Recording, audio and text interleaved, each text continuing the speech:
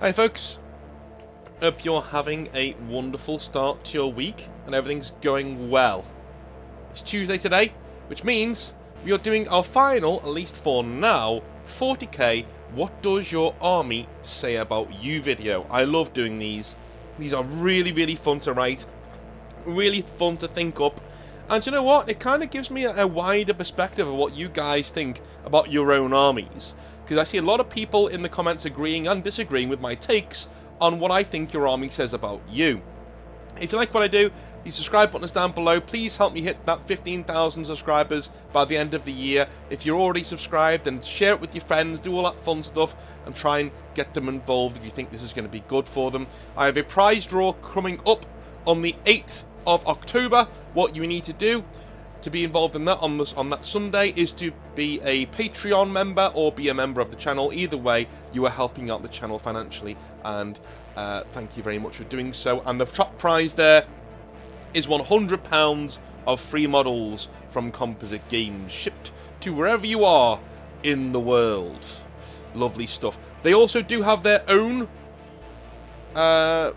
prize draw coming up pretty soon. I'll have more information on that as it goes, because they are an amazing store, they are moving, and their prize draw will directly go to helping them move. So, when I get more info on that, probably tomorrow, I will give you that so we can get it up and running, basically. But for now, my own prize draw is on the 8th of October, so if you want to be involved in that, then make sure you're on the Patreon or you're a member of the channel. Either way, you keep the lights on around here, so thank you very much for helping me out. So, let's get involved, shall we? What does your 40k army say about you? As always, these are only my opinions. These are off the top of my head that I've jotted down, and also, I'm a moron. So none of these things are factual, they're all opinion-based, and they are the opinions of an absolute moron. So, Deathwatch. You've waited a while, haven't you? Each of you will have 3 points, mainly, for me to make. Deathwatch. If you like Deathwatch, well, number 1, you could not decide which Space Marine army to collect. You have a mind that flits around creative things a lot, and you dread reading a Space Marine novel. Not because it's bad, but because it will give you an idea for your next army. So instead of doing another army, you do Deathwatch, and you do all of them at once. You simply tailor your current kill team to be in the theme of whatever you're reading right now. In a sense, you're cheating, but you're cheating in a good way, so well done to you. Number 2, you think a Space Marine army without a metallic coloured single arm look is lacking in conviction and style. Number 3, you thrive when having a distinct purpose as a person and as a player. The Deathwatch are there for slaying Xenos and aliens. So, you're probably a big fan of the Alien franchise, but didn't want to portray guardsmen being ripped apart by Tyranids, so you went with the big boys instead. Moving on, Flesh Tearers. Number 1, you think the Blood Angels are pussies of the highest caliber. Number 2, you revel in the horror aesthetic of some Space Marine chapters, but whilst others of the blood feign at being space vampires, you thought, you know what? To hell with it. Let's do Space Marine Castlevania and eat everybody. Number 3, you have a real love for the simple things. Your army does one thing, maybe 2. Rip and tear.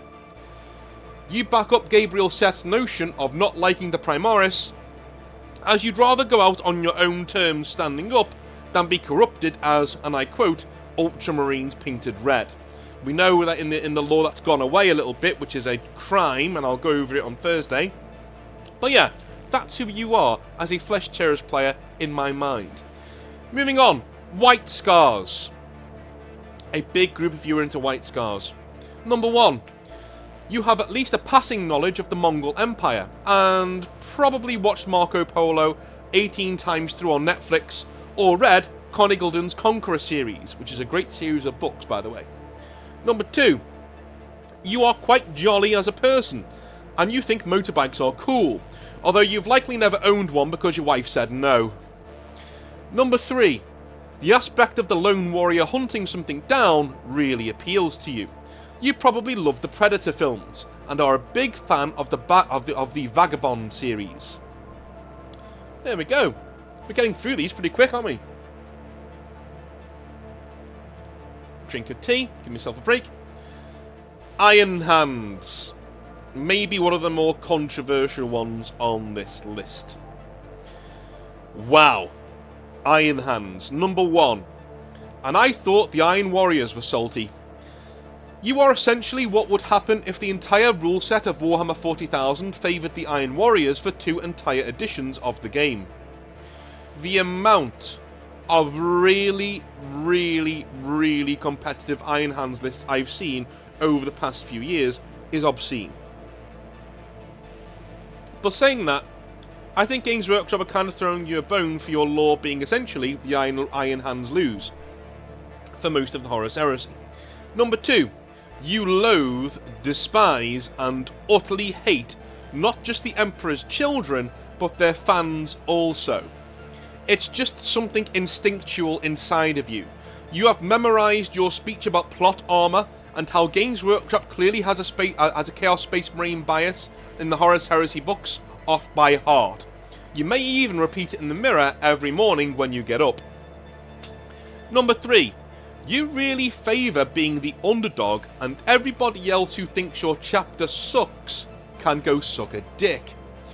Your win-loss ratio tells you who's winning, and every time the Iron Hands have come up against the Emperor's children in the modern lore, you've pushed their shit in. Although, if you know anything about your Emperor's children playing buddies, they probably enjoyed that very much. One extra point that I want to make here is you probably are at least a little bit into Berserk, and if you're not into Berserk as an Iron Hands player, you should really go and have a little look-see at what that's all about. A lot of the themes that you'll be seeing in there are embedded into the Iron Hands, as in very much so embedded into the Iron Hands. Alrighty, Genestealer Cults. Number 1. This may be a bit random. Your favourite X-Man was Beast, or anything weird, and Rogue because of that one perspective shot of her ass in the comics.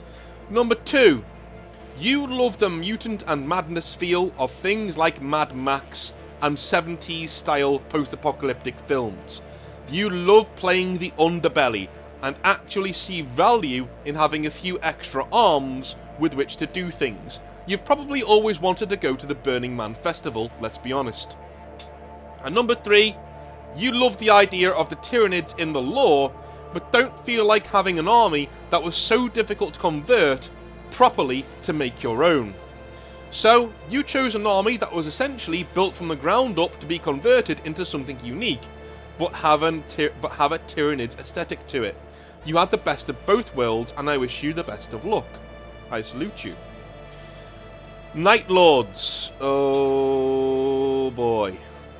Oh boy. Well, you know, Night Lords, what can you say? You look at Drukhari players and shake your head, muttering amateurs a lot. Number 2, you were not a Night Lords fan before Aaron Dembski-Bowden's trilogy of books. Admit it. Admit it. You want to sit on Daddy Talos' knee and tell him what you want for Christmas. And number 3, you were right, vindicated, and are ready to have your army die simply to make a point that the way you go to war is needed and necessary sometimes. You have a real soft spot for tragedies, and you are in love with what Conrad Kurz could have been rather than what he became, like most Night Lords.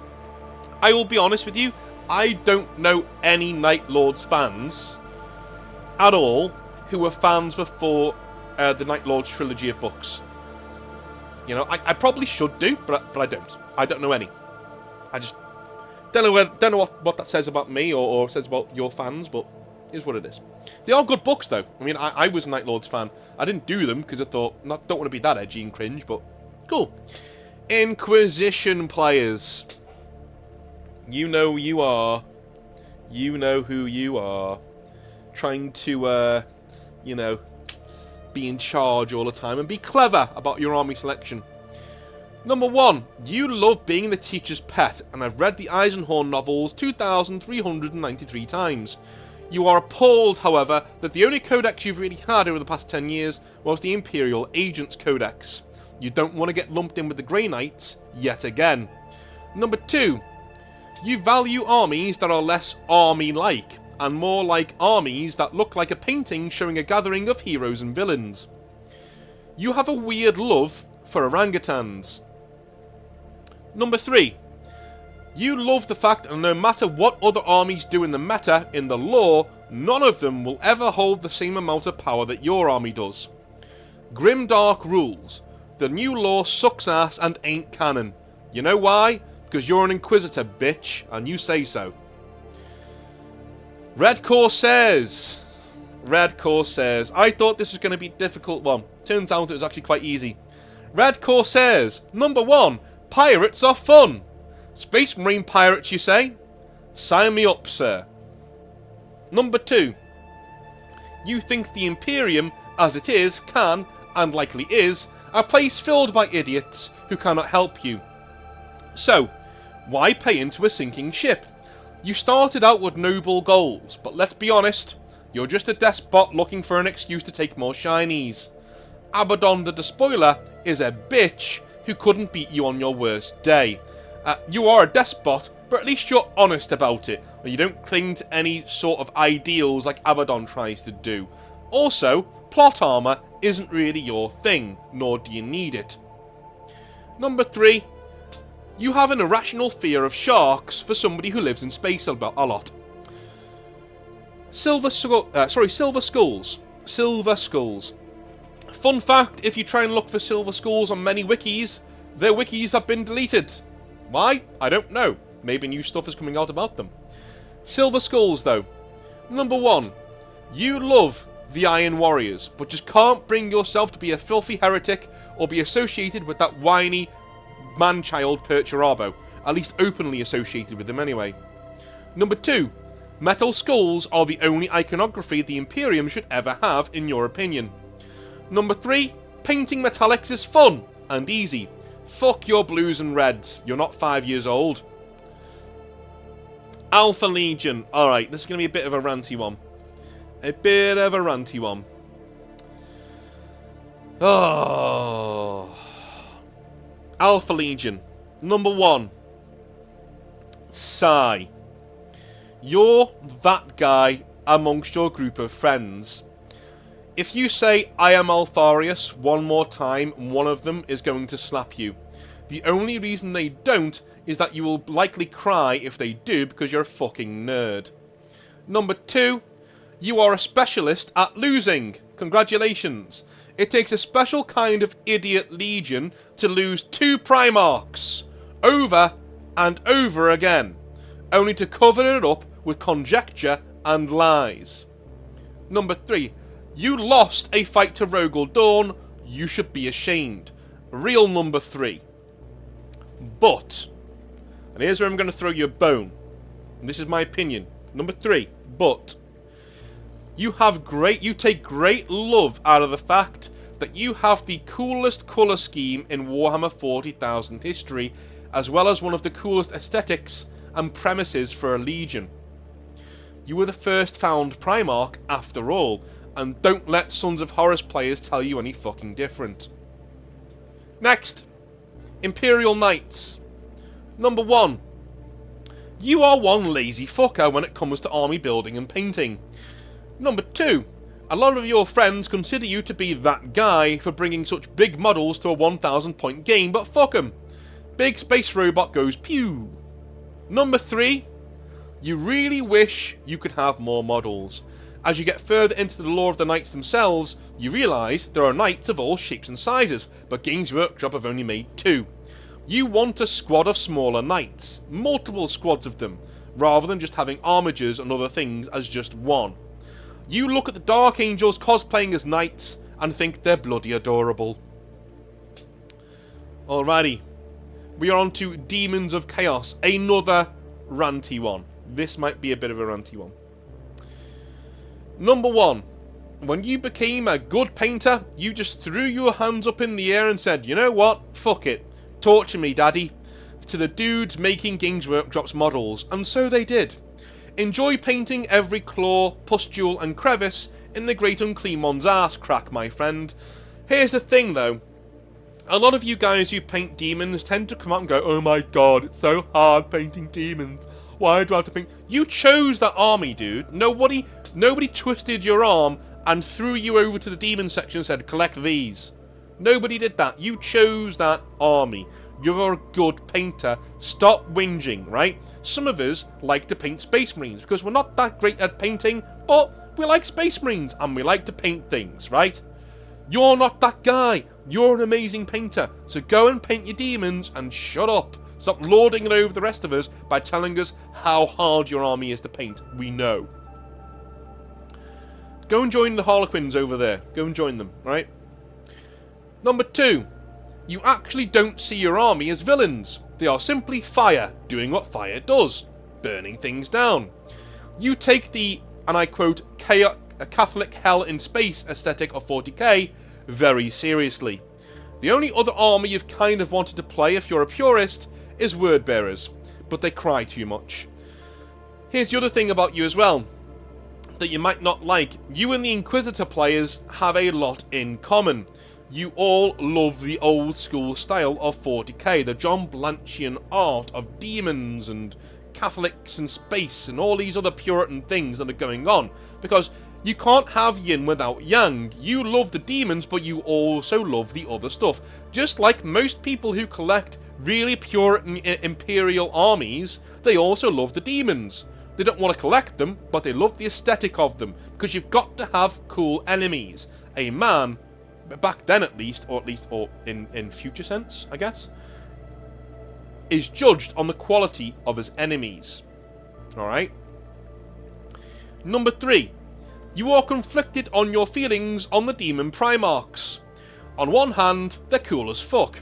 On the other hand, they are weak as anything, as instead of earning their demonhood like everybody else, most of them would just jump to the front of the queue and are doted on like spoiled children. There is a very, very, very good chance that Doombreed is either Genghis Khan or somebody like that. From he's a pre-imperial warlord from Terra.